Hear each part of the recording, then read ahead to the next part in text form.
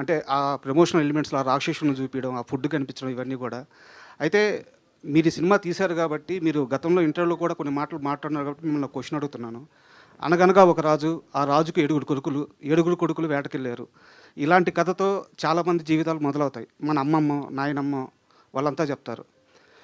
ఇలాంటి ఇప్పుడు మీరు తీసిన ఈ ఫ్యాంటసీ కథలు ఈ తరం పిల్లలకి చెప్పే అమ్మమ్మలు, నాయనమ్మలు లేరు. మనకి చాలా స్కూల్లో పెద్ద బాల శిక్ష లేకుండా పోయింది. మన కథలు మన దగ్గర చాలా ఉన్నాయి. మీరు ఒక ఇంటర్వ్యూలో చెప్పారు. ఎంసీయూ కథలు మనకు అవసరం లేదు. మన రాముడి కథలు మనకున్నాయి. మన హనుమంతుడి కథలు మనకున్నాయి అని చెప్పేసి. అంటే లిటరేచర్ పరంగా ఒక చాలా ఇబ్బందికరమైన పరిస్థితులు ఉన్నాయి. సో మీరు అవన్నీ దాటుకొని ఒక అమ్మమ్మ కథలు వినేసి వచ్చారు. అమ్మమ్మతో కలిసి సినిమాలు చూశారు.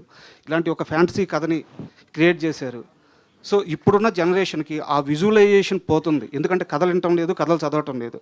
సో దీని మీద మీ అభిప్రాయం ఏంటి?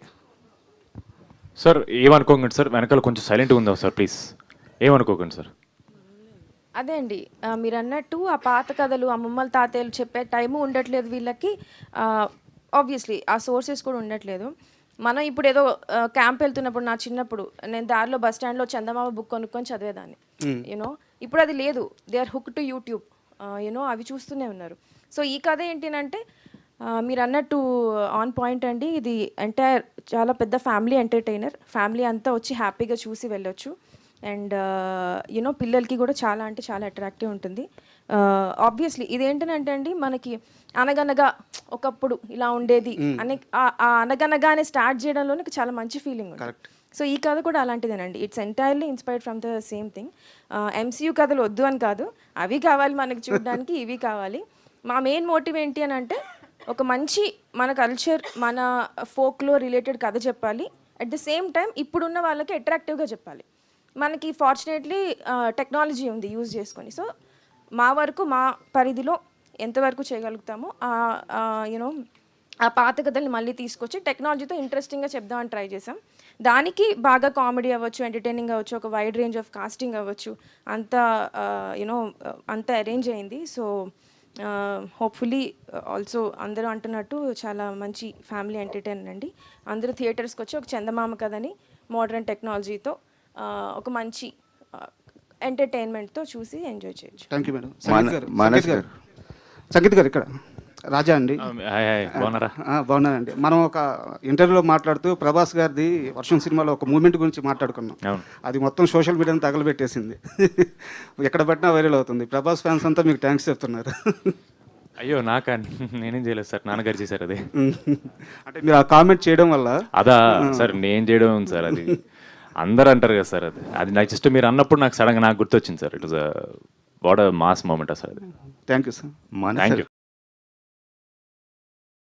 సంగీత్ గారు, యాక్చువల్లీ ఈ క్వశ్చన్ అందరినీ అడగొచ్చు. మానస గారు చాలా సైలెంట్గా కనిపిస్తూ ఉంటారు ఆన్ స్టేజెస్. ఇప్పుడు మేము చూస్తున్నాం, ఆవిడ మీకు సీన్ ఎక్స్ప్లెయిన్ చేసినప్పుడు కానీ లేదంటే యాక్షన్ చెప్పినప్పుడు కానీ ఆవిడ ఆఫ్ స్క్రీన్ ఎలా ఉంటారు అంటే ఏం చెప్తారు?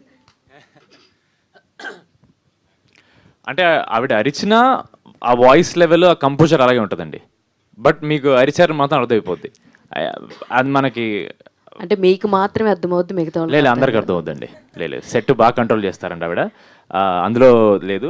నిజంగానే ఆవిడ ఈ కెమెరాలన్నీ ఒకసారి ఆపేమనండి, అప్పుడు ఆవిడ చాలా ఫ్రీగా మాడతారు. ఆవిడకి నిజంగా చాలా కెమెరా షై. ఫోటో దిగినప్పుడు కూడా చాలా ఆక్వర్డ్ అయిపోతుంటారు ఆవిడ. But outside no, she very free. But she has a very calm composure, something about her that ఆవిడ ఇప్పుడు మీరు చూస్తున్నారుగా సోషల్ మీడియాలో, అరిచినా సరే ఎలిగెంట్ అంటున్నారు, వావ్ బ్యూటిఫుల్ అంటున్నారు. ఇంకేం. So it's just her. కాదండి, ప్రమోషన్స్లో నిహారిక గారిని డామినేట్ చేసి మరి ప్రమోషన్స్ చేసేస్తున్నారు, అంతా రేంజ్ రోవర్ కోసమేనా? ఏదో సార్ మళ్ళీ అడగరా. ప్రమోషన్స్లో నిహారిక గారిని డామినేట్ చేసి మరి థర్డ్ క్వశ్చన్ ఎవరు అడగకూడదండి, ఫస్ట్ ఎవరు అడగలేదు. లేదండి, ఆవిడకి నాకు ప్రమోషన్స్లో కాంపిటీషన్ అనమాట. అంటే ఎవరు ఎక్కువ చేస్తారండి, ఎవరు ఎక్కువ తీసుకెళ్తారని. సో ఏదైతేనే బజ్ బాగుండాలి. Niharika garu, first of all congrats అండి. Thank you. తెలుగు ఇండస్ట్రీలో మీలాంటి ప్రొడ్యూసర్ కావాలి. ఎందుకంటే కొత్త హీరోల్ని పరిచయం చేస్తున్నారు, కొత్త డైరెక్టర్ని పరిచయం చేస్తున్నారు, అందరినీ పరిచయం చేస్తున్నారు. కానీ మీ మీద విమర్శిస్తున్నారు కొంతమంది. ఎందుకు చిన్న సినిమాలు తీస్తున్నావు, ఎందుకు కొత్త హీరోల్ని పరిచయం చేస్తున్నారు, ఎందుకు పెద్ద సినిమా తీస్తున్నారని. అలాంటి వాళ్ళకి మీరేం చెప్తారు? నేనేం చెప్పను. ఏంటి ఈ క్వశ్చన్ ఏంటి ఊనో రివర్స్లో ఉంది? నేనే. ఇంకా నెక్స్ట్ ఎందుకు సినిమాలు తీస్తున్నారు, దాని తర్వాత ఎందుకు సినిమాలు తీయట్లేదు? నిహారిక గారు ఇంకోటండి, మీ పింక్ ఎలిఫెంట్ పిక్చర్స్లో వర్క్ చేసే వాళ్ళందరూ ఇల్లులు కొనుక్కోవాలి, కార్లు కొనుక్కోవాలి, అన్నీ కొనేసేయాలంటున్నారు. ఈ సినిమాతో కొనేస్తారా? ఈవెన్చువల్గా అందరూ అలా చేయాలి అనుకుంటున్నాను. హూఎవర్ మా పింక్ ఎలిఫెంట్ తోటి లాంగ్ రన్లో ట్రావెల్ చేస్తారో అది మా సినిమాతోనే రావాలని కాదండి. మా దగ్గర స్టార్ట్ అయ్యి వాళ్ళు మా దగ్గర ఏదైనా నేర్చుకొని ఇంకా వెళ్ళి పెద్ద ప్రొడక్షన్స్ దగ్గర చేసి లేకపోతే పెద్ద ఫిల్మ్స్ చేస్తే కానీ వాళ్ళ జర్నీలో నేను ఒక పార్ట్ అవ్వాలి అనుకుంటున్నాను. That is what it is. ఈ సినిమాతోటి చేసుకోవాలని కాదు. మీరు ఎందుకు అడిగారు? సంగీతకారు కోసమా? మంచిగా అయింది ఇటు. మీరు మాట్లాడమే తక్కువ, ఎందుకు ఆపుతున్నారు మైక్ చెప్పండి. వాళ్ళు అసలు మాట్లాడండి మాట్లాడండి అని చెప్తుంటే ఊరికే మీ మైక్ ఇవ్వను నేను.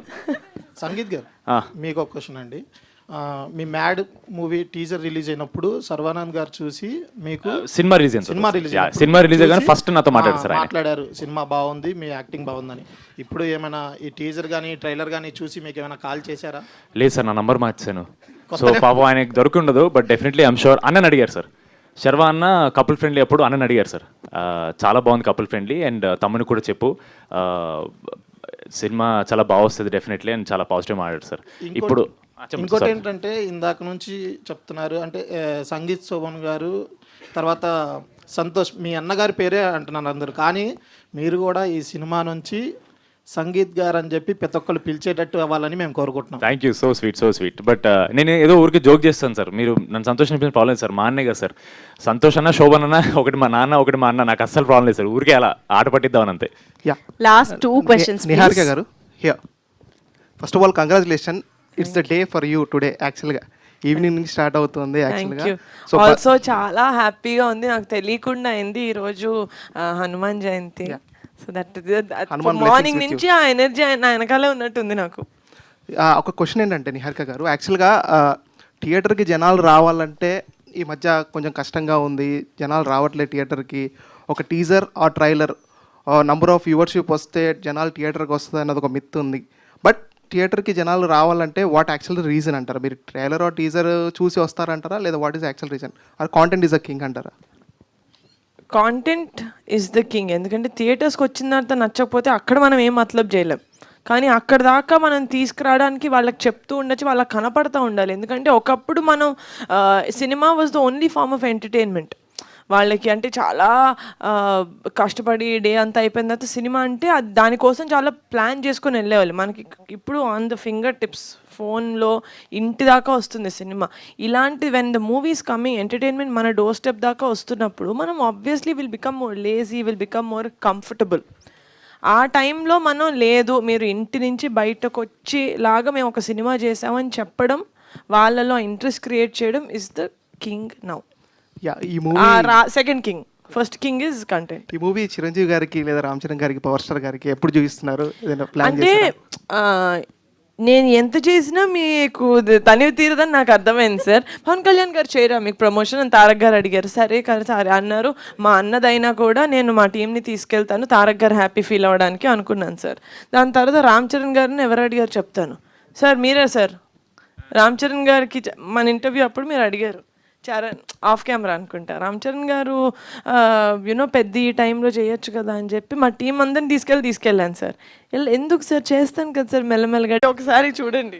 ఏదో మాకు అంటే మిమ్మల్ని చూస్తుంటే అలా అనిపిస్తుంది. లేదు సార్, లోపల చాలా టెన్షన్ లేదు సార్, లోపల మంచి సినిమా తీసుకుని కాన్ఫిడెన్స్ చాలా ఉంది సార్. మాది ఏంటంటే ఇంకా ఎలా రీచ్ అవ్వాలి, ఎంతమంది ప్రేక్షకుల్ని ఎలా తీసుకురావాలని ఒకటే టెన్షన్ కనపడుతుంది సార్ మాలో. ఎందుకంటే కాంటెంట్ మీద మాకు భయం లేదు సార్.